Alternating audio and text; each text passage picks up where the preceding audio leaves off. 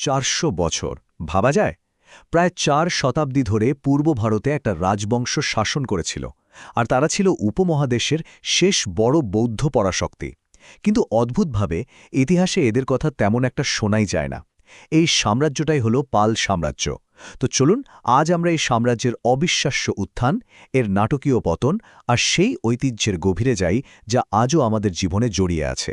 পাল সাম্রাজ্য শুরু হওয়ার আগে বাংলার অবস্থাটা কেমন ছিল তা বুঝতে গেলে শুধু একটা শব্দই যথেষ্ট, মাৎস্যন্যায়।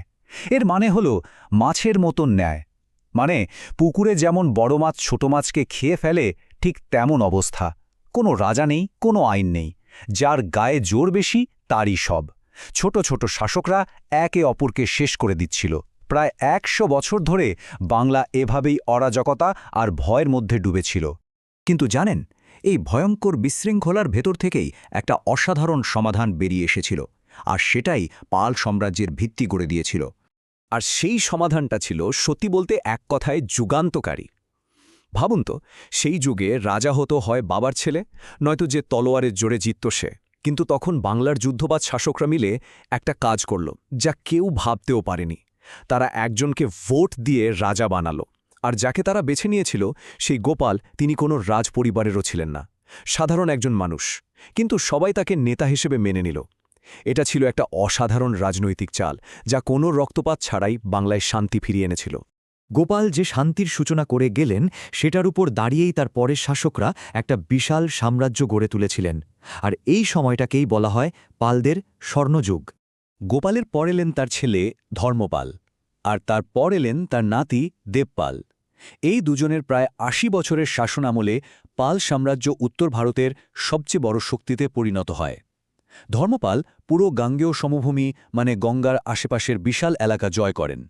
আর দেবপাল সেই ক্ষমতাকে এমন এক উচ্চতায় নিয়ে যান যা আগে কেউ দেখেনি। ধর্মপালের ক্ষমতা যে ঠিক কতটা ছিল সেটা তার উপাধি শুনলেই বোঝা যায়, উত্তর পশ্চিমে, মানে উত্তরের অধিপতি। এর সহজ মানে হল আজকের আফগানিস্তান বা পাঞ্জাবের মতো দূরের শাসকরাও তাকে নিজেদের নেতা বলে মানত। ভাবা যায়, মানে পালদের প্রভাব শুধু বাংলা বিহারে আটকে ছিল না, এটা ছিল একটা সর্বভারতীয় ব্যাপার। 50,000, হ্যাঁ ঠিকই শুনছেন, 50,000 যুদ্ধ হাতি ছিল পালদের সেনাবাহিনীতে। এটাই ছিল তাদের আসল শক্তি, তাদের সুপার পাওয়ার। ওই সময় আশপাশের কোনো রাজ্যের কাছের ধারে কাছেও কিছু ছিল না। আর এই বিশাল হাতি বাহিনী পালদের কয়েক দশক ধরে অপ্রতিদ্বন্দ্বী করে রেখেছিল। কিন্তু একটা কথা আছে না, শুধু তলোয়ারের জোরে বেশি দিন শাসন করা যায় না। তো প্রশ্নটা হলো, পালরা এত বড় একটা সাম্রাজ্য, যেখানে এত ভিন্ন ভিন্ন মানুষ থাকত, সেটা চালাতো কিভাবে? এর আসল রহস্যটা ছিল তাদের দুর্দান্ত প্রশাসনিক ব্যবস্থা। তাদের পুরো সিস্টেমটা ছিল একটা পিরামিডের মতো, একেবারে পরিষ্কার আর গোছানো। সবচেয়ে বড় ভাগ ছিল ভুক্তি, মানে আজকের দিনের প্রদেশ বা স্টেটের মতো। প্রত্যেকটা ভুক্তির মধ্যে থাকত কয়েকটা বিষয়, যা আজকের ডিভিশনের মতো, আর তারও নিচে ছিল মণ্ডল, মানে জেলা। এই যে এত সুন্দর একটা কাঠামো, এটার জন্য সাম্রাজ্যের কোনায় কোনায় শাসন পৌঁছে দেওয়া সম্ভব হয়েছিল। আর এই সিস্টেমের একেবারে কেন্দ্রে ছিল একটা খুবই অদ্ভুত কিন্তু কার্যকর প্রথা।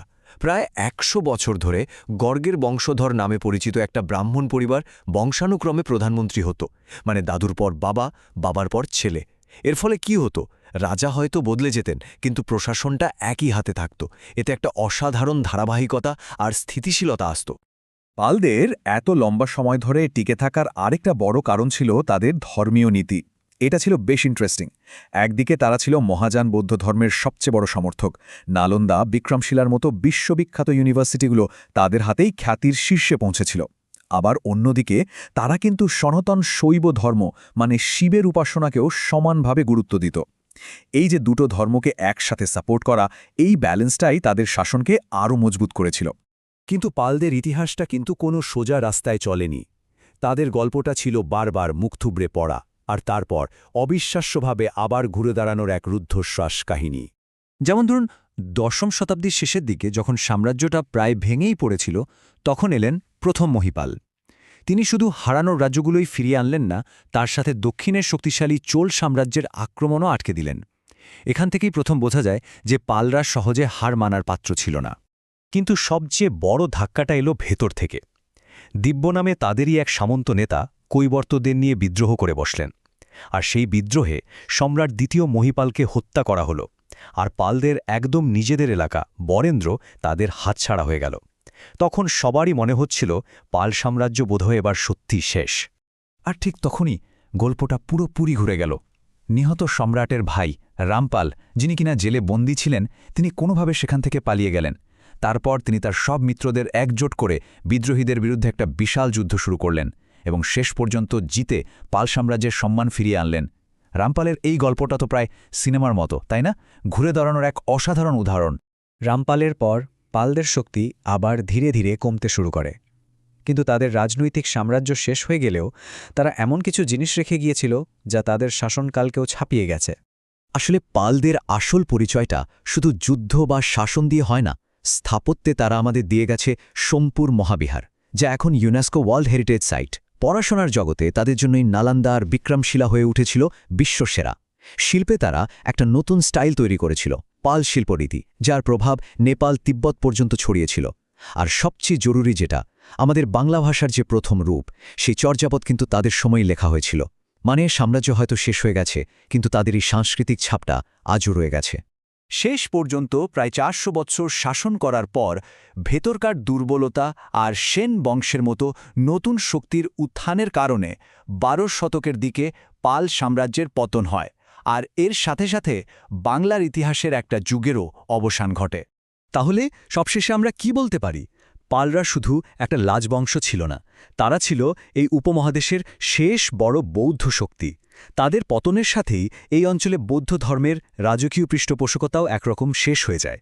তাই একটা প্রশ্ন কিন্তু থেকেই যায়, আচ্ছা, পাল সাম্রাজ্য যদি না হারত, যদি টিকে যেত, তাহলে আজকে আমাদের বাংলা, এমনকি পুরো উপমহাদেশের ধর্ম আর সংস্কৃতির ছবিটা ঠিক কেমন হতো?